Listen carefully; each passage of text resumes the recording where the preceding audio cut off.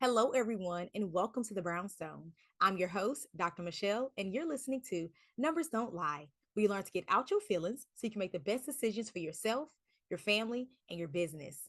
I'm very excited about this week's episode because I'm talking to a client of mine. We did some cool stuff together, but you get to be like a fly on the wall. So he's one of those people that is a servant leader. But just because you serve, just because you want to do great things for your community, it doesn't mean you have to be broke and poor. Even though he does lead a nonprofit organization, he truly practices what he preaches when it relates to building wealth. So it's not just a do good conversation. It's let's do good and let's build our communities and let's build wealth. So fasten your seatbelts, entrepreneurs. Come on in. If you know entrepreneurs, share this out. Okay.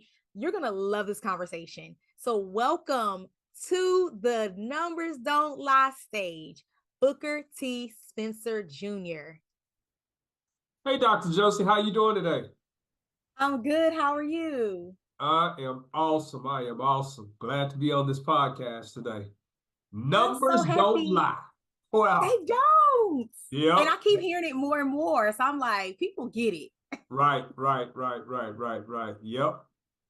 So before we get too deep into it, could you tell the listeners a little more about yourself? Oh, wow. Wow. My name is Booker T. Spencer Jr. I grew up in a town in Texas called Bay City, Texas. A small country town. I'm a PK kid. And most PK kids, we're curious and somewhat challenging, right? I know how to So take that curious.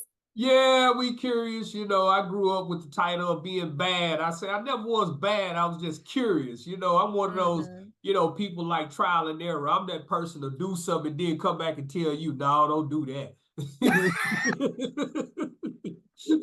so so I relocated. I grew up in Bay City, Texas, had stayed there for some years, and then I relocated to Houston, Texas. I stayed in Houston about 10 years, and then I've been in the DFW market for since 2005. So that's kind of been my Wow. history. And I've always served in the community. So my occupation by trade is a barber. So I've been in the Wow. community for 23 years. That. Yeah, I done got older. When you tell people that that's your occupation, first thing the conversation becomes is like, hey, man, when can you cut my hair? I'm like, man, dude, you know, I'm trying to tell you about, an initiative or a program that I got going on. And then it comes down to, hey, man, can you cut my hair? So that was a certain season in my life. So I say that to say that I've always served in some capacity in the community or church. So, it's just like that servant leader thing. I've always been serving. Love that. I love that. So you are the executive director of a nonprofit called Bootstrap Entrepreneurs. Y'all see it behind them, Right, right, bootstrapentrepreneurs.org. right, right, right, You know what I'm right. saying? Yep. So could you tell us a little more about Bootstrap Entrepreneurs and some of your successes that's come out of that? Oh wow, bootstrap entrepreneurs. Bootstrap, you know what? Let me, because I'm a PK kid, so I'm gonna start there. Um, I believe that when you have an assignment on your life or your purpose starts with the seed, right? A Mm-hmm. challenge that you may be having personally. And so, early on in my entrepreneurship career, I started in entrepreneurship probably about 2000. That's long before internet and all this kind of stuff. I came in when the Y2K was happening and all that kind of stuff. So, most of the information back then, you had to search for it. You either Mm-hmm. had to read, go to libraries, go to certain groups, SBA, and all this kind of stuff. So, I started out in entrepreneurship with an idea and a vision, right? Mm-hmm. But I didn't have a plan. I knew I had ambition, but I had an idea and an ambition, but not really understanding how entrepreneurship worked. I had a skill, but not knowing the backside of it, the strategies of entrepreneurship. So when I came in entrepreneurship, my first experience with entrepreneurship was I went to a wealth training seminar, right? Mm-hmm. And so I came into entrepreneurship with a big vision, right? But when I came outside of that circle, of wealth training, I noticed in my everyday life that that wealth conversation was not being had. It was more Mm. of go get a job, go get an education, get a good job, right? And and I don't knock the people that shared that with me, because what we have to realize, that come from a generation that went through their own challenges, right? So with the move of technology and gaining access to more information, we kind of changed from that industrial age into the technology age, right? Mm-hmm. So I'm right in the midst of that transition. Now, you asked the question, how did I ended up with bootstrap entrepreneurs? Well, I realized something, that if I was going to get if I was going to accomplish the visions that I had, the dreams that I had, and with the limited access to information, one, I was going to have to do this by faith, Mm-hmm. and two, I was going to have to put it together myself, right? So from that, I realized that it took almost 5 to 6 years just to put the pieces to the puzzle together. Now, fast Mm. forward, what we do with bootstrap entrepreneurs, we teach startup entrepreneurs, because technology is changing so much. What we do Right. with bootstrap entrepreneurs, is teach the foundational information to have an entrepreneurial conversation, Mm-hmm. right? So, if you don't mind, I'll go a little bit deeper into that. What does Yeah, that go mean? ahead. Okay. So, most of the entrepreneurs that we get in our program are people like I was 20 years ago. I had an Wow. idea and I had ambition, but I did not understand the entrepreneurship conversation. That's Entrepreneurship is good. really about communication and a language. It's having a Mm-hmm. conversation. So, what we share with most of our startup entrepreneurs, we ask them one question when they come into the program: what are you trying to do? Mm-hmm. Yeah. The worst answer that you can have is, I'm I don't know yet, right? Mm. Because check this out. I'm gonna give you a situation. Okay, I'm gonna give you a situation, and how we try to prepare our startup entrepreneurs about the language of entrepreneurship and the conversation. You could be in the midst. You could be at Starbucks. You could be in the midst of maybe 20 people in the room, and you just happen to run into a multimillionaire, right? And this is your day to get blessed by this multimillionaire, right? Amen. This is your day to get blessed, right? So you're sitting there having coffee, and the multimillionaire asks you, so he hears you talking about entrepreneurship, and he asks the question, so what are you trying to do? Right? Mm-hmm. This entrepreneur has a challenge. He done made too much money this year because there's two types of problems: a problem with too much money and a problem with not enough money, right? Right. So this entrepreneur that you're talking to has made too much money this year, so he's looking how to diversify and move some of his funds into different ventures, because he has a real passion for startup entrepreneurship. And you say, I don't know. Mm. Conversation over. It You have missed your opportunity to communicate what it is that you're trying to do. The next question that they're going to ask you is, how can I help? Right, right, right. Yeah. Now, this is where Dr. Josie and your organization come in. You help us with a data-driven narrative Mm-hmm. to help us be able to answer those questions, right? Yes, that's What are you good. trying to do, and how can they help? So when you're talking to a multimillionaire, they're used to having data-driven narratives, right? Mm-hmm. That's something that you need on the front end market research to vet out your idea, to be able to have that conversation. What problem, not just in the nonprofit space, but in the for-profit space, what Yep. problem are you trying to solve? Who Yep. even cares, right? Is it a problem? Yes, is it a problem? Right? So what we help startup entrepreneurs do is gain clarity of what they're trying to do. Is this a viable business model? That's good. We try to teach them that you'll hear a whole lot when startup entrepreneurship about, you need a plan, you need a plan, you need a plan, right? You need a business plan, you need a business plan. No, you need a business model. The Yeah. business model will create the plan.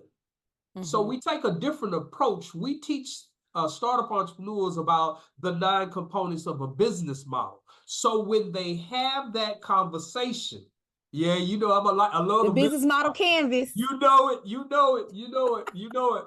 So what's so uniquely what's so good about the business model canvas is teaches you the 9 components. So when you come in contact with a Dr. Josie, you know exactly where you are in your business model. So you're not having a cost structure conversation really when you need a customer relations conversation, or Yeah. you may need a revenue model, or you just don't even have your value proposition together, you know? So those are some of the things that we work with startup entrepreneurs. And lastly, let me say this. One of the most key one of the most key concepts when working with startup entrepreneurs is knowing what type of startup you're building.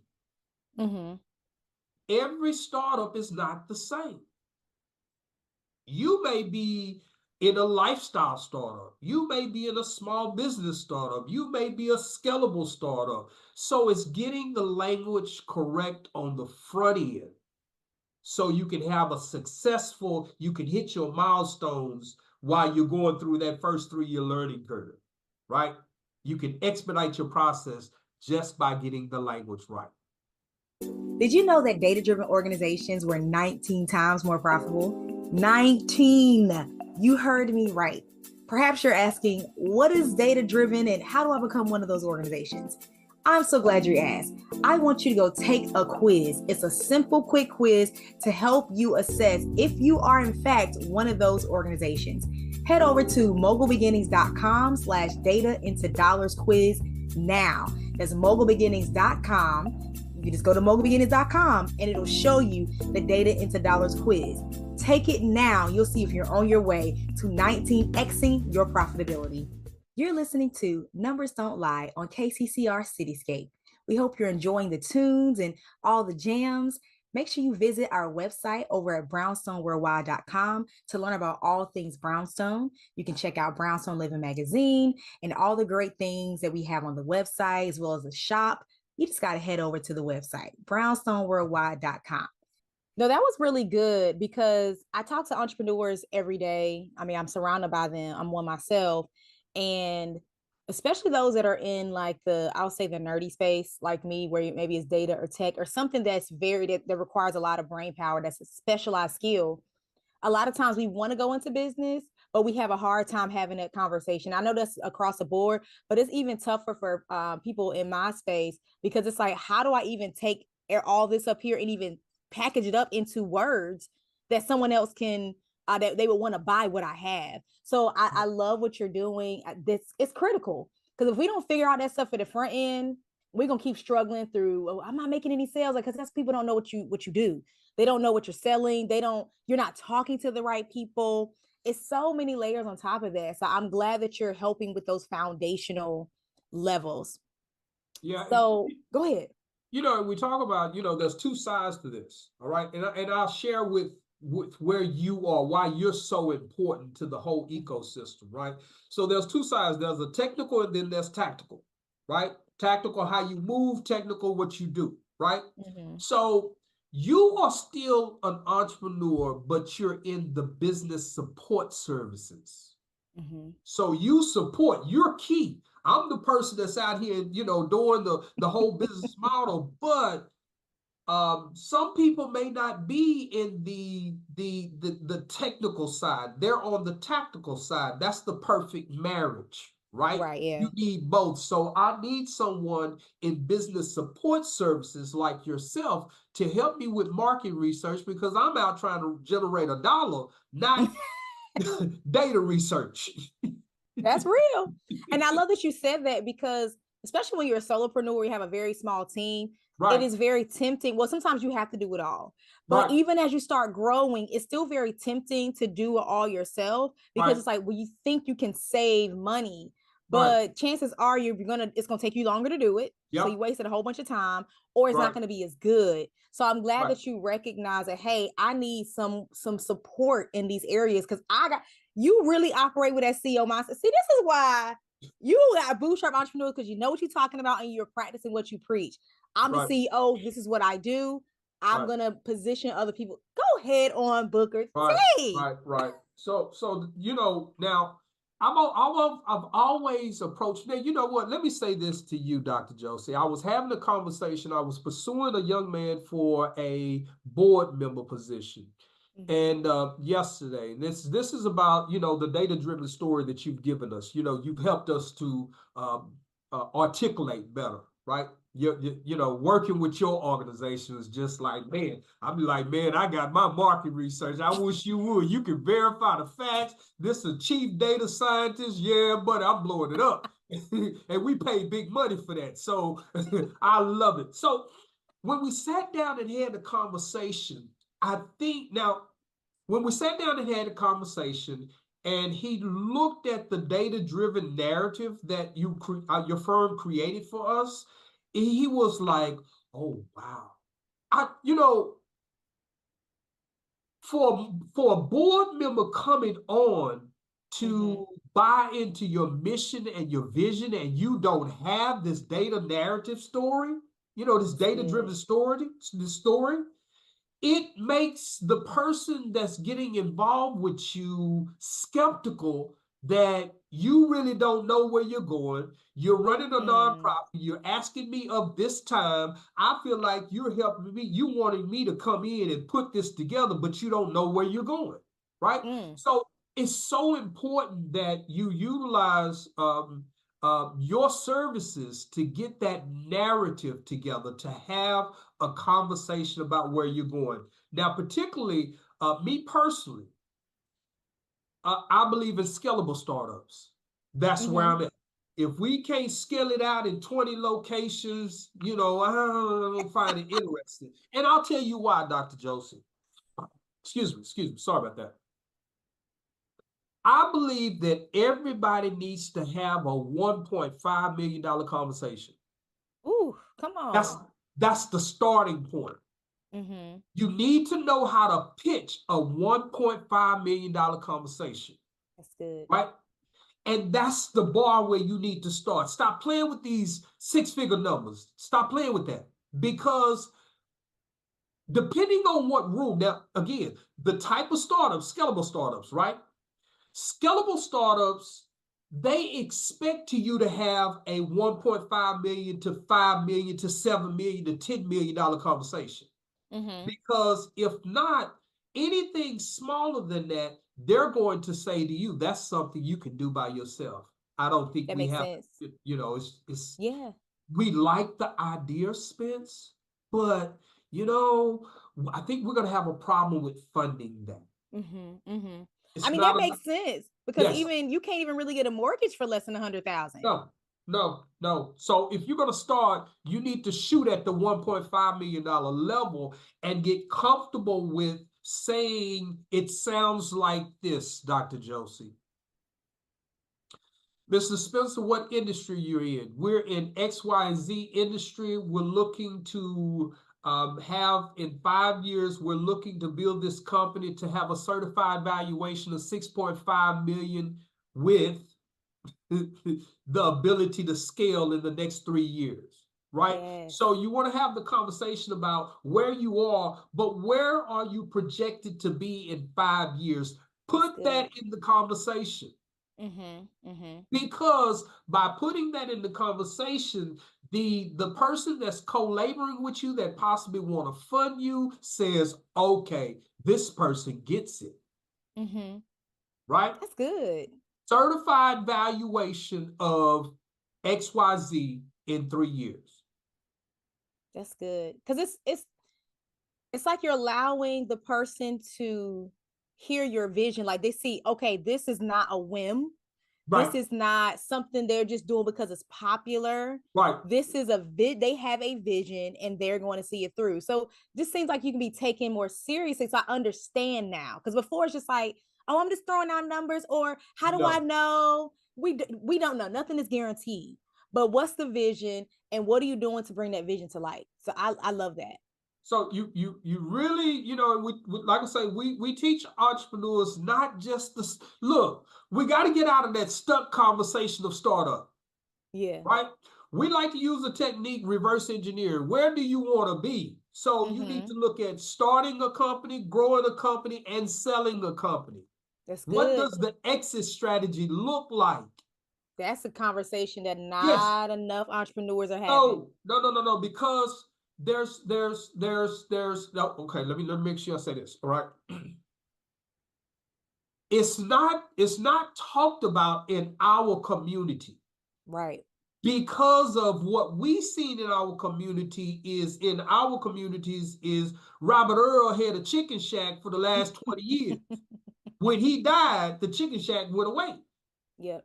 He didn't have a scale conversation because that chicken shack was never set up to be scaled. It was only set Right. up to feed the family. Yep. That's good. That's good. Is that making sense? Mm-hmm. So characterized by the characterization of a small businesses are businesses that are set up. You see the foreigners do it all the time. They actually choose businesses that are small businesses is only designed to feed the family and put their kids through college. Mm-hmm. They said That's good. they come into startup entrepreneurship, they come into entrepreneurship with that idea. They choose specific businesses that do XYZ.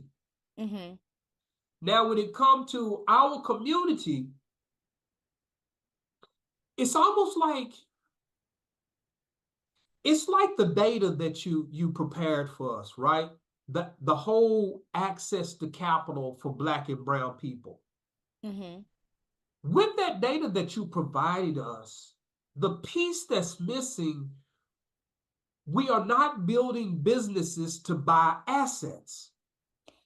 That conversation is so new to a lot of business owners because it was one I literally just heard this more recently, like maybe even this morning, and I even put it in your narrative that business owners are 12 times more Yep. wealthier.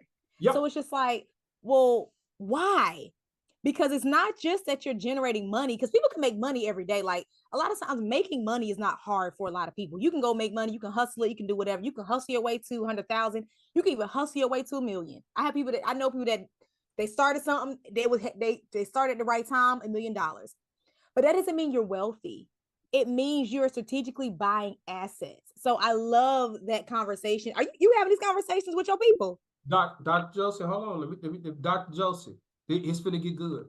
Dr. Josie, um, I'm I'm a little bit older, okay? Not throwing See that it out there, then. but I'm let's just put it out there. Okay, just a little bit older. Listen, Dr. Josie, most CEOs and in upper leadership, people that we read about, they do not have a money conversation. If you say the word money, they're going to shut down Mm, because you have just exposed the level of your understanding by using that word. wow. You have to use the word capital. Mm, that's a nugget. There's money, there's capital, and then there's wealth. Mm-hmm. We use the word wealth in a loose term, but here's the business model structure for wealth.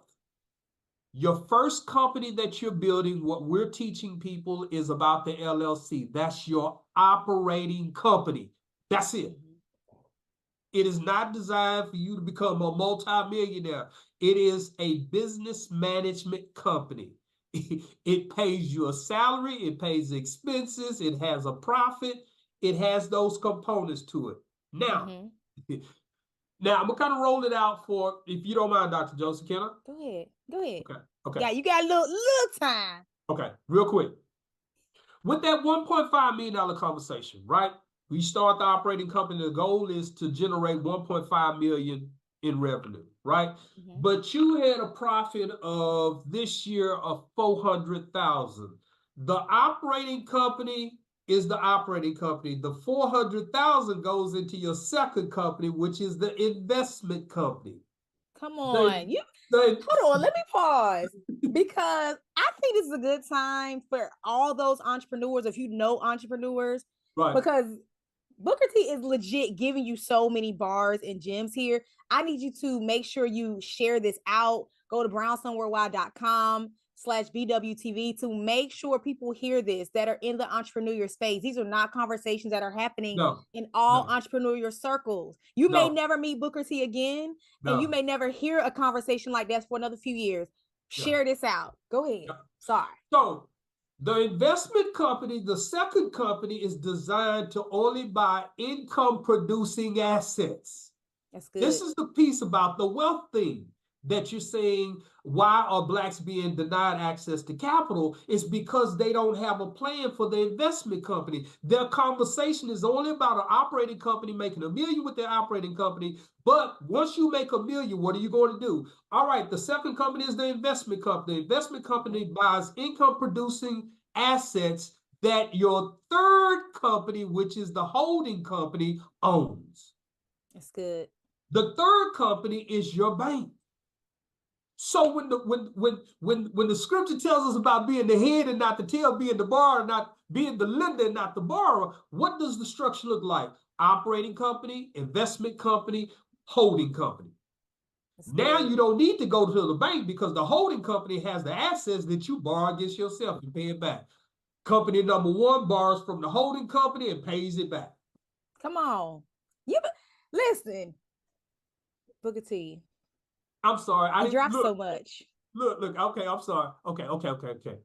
It's good. I just, guys, when we do these, I do my podcast, I never know how it's gonna go. But Booker T, he pretty much answered everything I was gonna ask him. He talked about the power of this data-driven narrative that I delivered to his organization. And I had even had limited thinking about that. I was just thinking about your conversation with lenders and other and stakeholders and partners. But you're like, no, I even showed this to my board members. Like everybody, it goes back to what me and my guest talked about a couple of weeks ago. Everybody needs to be on the same page. This is what we're doing. This is what we're establishing here. This is what we're trying to change. So it's not a me, it's a we. So I love that you're using it. I love that you sprinkled it throughout this conversation and you educated my people at the same time. Because see, you got to tell the people where to find you because they're going to want to know more. Okay, so I'll tell you where to find me. We're doing a building wealth through entrepreneurship series right now. So this is part of that series. Now, we have an initiative. Bootstrap Entrepreneurs has an initiative right now called the Texas1000project.org. So it's Texas1000project.org. And what we're aiming to do is create a 1,000 new startup entrepreneurs by first quarter 2028. So we got a big vision, big mission. We need your support. We need your help. We need your donation. I know that's right. Go on over to Texas1000project.org. Connect with Booker T. Spencer Jr. on LinkedIn because you may have more questions or you may want to ask more about his organizations. Absolutely. It's so much, y'all. So you definitely got to get a closer conversation and connection with him. And thank you guys for listening in. I'm your host, Dr. Michele. You listen to Numbers Don't Lie on KCCR Cityscape. Thank you guys so much for listening. I know you got something from it. So stay tuned for the next show and then stay tuned until next week for the next Numbers Don't Lie. See you guys. Mogul Beginnings Data Consulting helps nonprofits and small businesses strategize, optimize, and scale by unleashing the power of their data. So if you're ready for your data to be unleashed to help your business tell beautiful stories, connect today by logging on to mogulbeginnings.com.